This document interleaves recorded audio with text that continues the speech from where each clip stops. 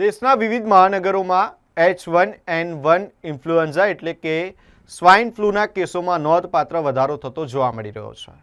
દિલ્હી, બેંગ્લોર, કોલકાતા જેવા મહાનગરોમાં આ કેસોમાં વધારો થતો હોય ત્યારે ગુજરાત આરોગ્ય વિભાગ દ્વારા આગોતરા તકેદારીના પગલાં લેવામાં આવ્યા છે, જેને લઈને આરોગ્ય મંત્રી દ્વારા એક વિડીયો કોન્ફરન્સ યોજવામાં આવી હતી. જે બાદ હવે વડોદરાની સયાજી હોસ્પિટલ ખાતે તમામ તૈયારીઓ પૂર્ણ કરવામાં આવી છે. એસએસજી હોસ્પિટલ ખાતે 25 બેડનો આઇસોલેશન વોર્ડ તૈયાર કરવામાં આવ્યો છે. વોર્ડમાં વેન્ટિલેટર, ઓક્સિજન લાઇન સહિતની જરૂરી સુવિધાઓ ઉપલબ્ધ કરવામાં આવી છે. દર્દીઓની સંખ્યા વધે તો વધારાની વ્યવસ્થા તરીકે 2 રિકવરી વોર્ડમાં 10-10 બેડ પણ તૈયાર રાખવામાં આવ્યા છે. હાલ એસએસજી હોસ્પિટલમાં સ્વાઇન ફ્લૂના 3 દર્દીઓ સારવાર હેઠળ છે, જેમાં 1 દર્દી ડભોઈ અને 2 દર્દીઓ વડોદરાના હોવાનું જાણવા મળ્યું છે. 3 દર્દીઓ પૈકી 1 દર્દીની સ્થિતિ ગંભીર હોવાથી તેને BIPAP વેન્ટિલેટર સપોર્ટ પર રાખવામાં આવ્યો છે. આરોગ્ય તંત્ર દ્વારા નાગરિકોને પણ સાવચેતી રાખવાની અપીલ કરવામાં આવી છે. શરદી, ઉધરસ, તાવ, શ્વાસ લેવામાં તકલીફ અથવા ઉલટી જેવા લક્ષણો જણાય તો તાત્કાલિક તબીબી સલાહ લેવા જણાવાયું છે. સાથે જ વાયરલ ચેપથી બચવા માટે માસ્કનો ઉપયોગ કરવા, વારંવાર હાથ ધોવા, ગરમ પાણી પીવા અને બિનજરૂરી રીતે ભીડભાડવાળી જગ્યાએ જવાનું ટાળવા આરોગ્ય તંત્ર દ્વારા સલાહ આપવામાં આવી છે.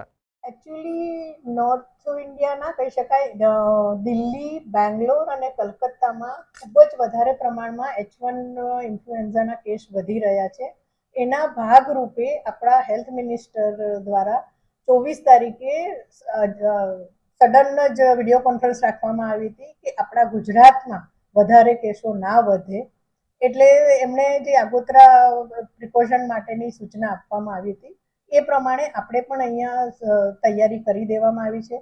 હાલ તો સ્વાઇન ફ્લૂ એટલે H1N1ના 3 જ કેસ છે, પરંતુ આપણે 25 દર્દીઓ રહી શકે એવો એક આઇસોલેશન વોર્ડ વેલ ઇક્વિપ એટલે તમામ વેન્ટિલેટર, સાધનો, ઓક્સિજન લાઇન તથા તમામ લોજિસ્ટિક સાથે તૈયાર કરી દેવામાં આવે છે. અને જો વધુ વધશે તો રિકવરી રૂમ જે છે એમાં 10-10ની બેડ પણ વ્યવસ્થા કરી દેવામાં આવી છે.